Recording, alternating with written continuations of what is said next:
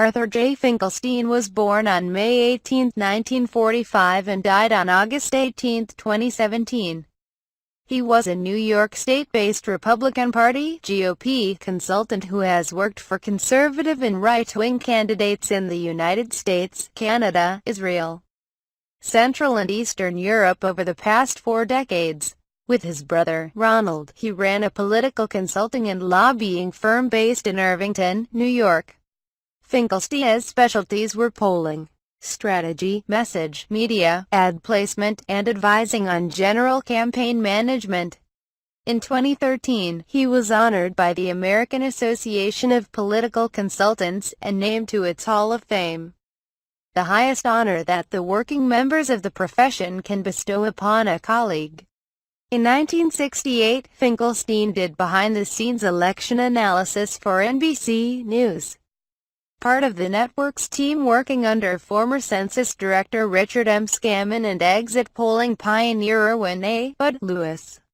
In 1969-70, he worked as a computer programmer in the data processing department of the New York Stock Exchange at its offices on 11 Wall Street in Lower Manhattan. He was a familiar face in Greenwich Village, where he often argued politics from a street corner soapbox. In his spare time, he aided State Senator John Markey in his unsuccessful Republican-conservative campaign for mayor of New York City in 1969. F. Clifton White, mastermind of the draft Goldwater Committee, was Finkelstein's political patron and consulting partner in the early 1970s in the firm, Direction Services. The young pollster's first electoral success came at age 25 in 1970. With the independent conservative campaign of James L. Buckley for senator from New York. This was one of several New York statewide contests where he was able to maneuver his clients to victory in three-way scenarios.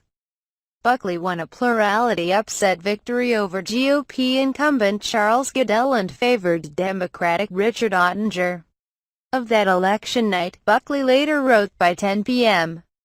Cliff White and Art Finkelstein, my volunteer analyst who called the final results within 0.1% based on a Sunday night telephone survey, assured me that I had won. Finkelstein encapsulated Buckley's message in the catchphrase, "Isn't it about time we had a senator?" Finkelstein's work in New York led to his serving in 1971-72 as one of several pollsters for President Richard M.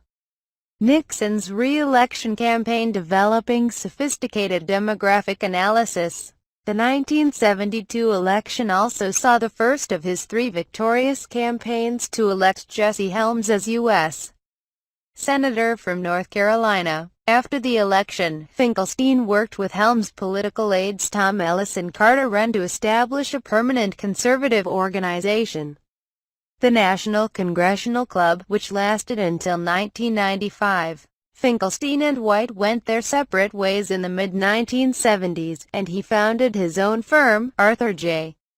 Finkelstein and Associates, often later shortened to AJF and Associates. In the 1976 presidential primaries, White supported Gerald Ford, while Finkelstein worked for Ronald Reagan's insurgent campaign.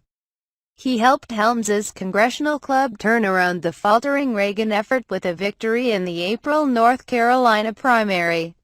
His work continued in the subsequent Texas primary. Finkelstein had been a key figure in 1976, when he helped orchestrate Reagan's campaign-saving comeback in North Carolina, which was crucial in Reagan's further political advancement. At Finkelstein's urging, Reagan made a major issue of the impending Panama Canal treaties, which Gerald Ford was negotiating and which infuriated conservative voters. This proved to be Reagan's signature issue throughout the late 1970s, as Jules Witcover later reported.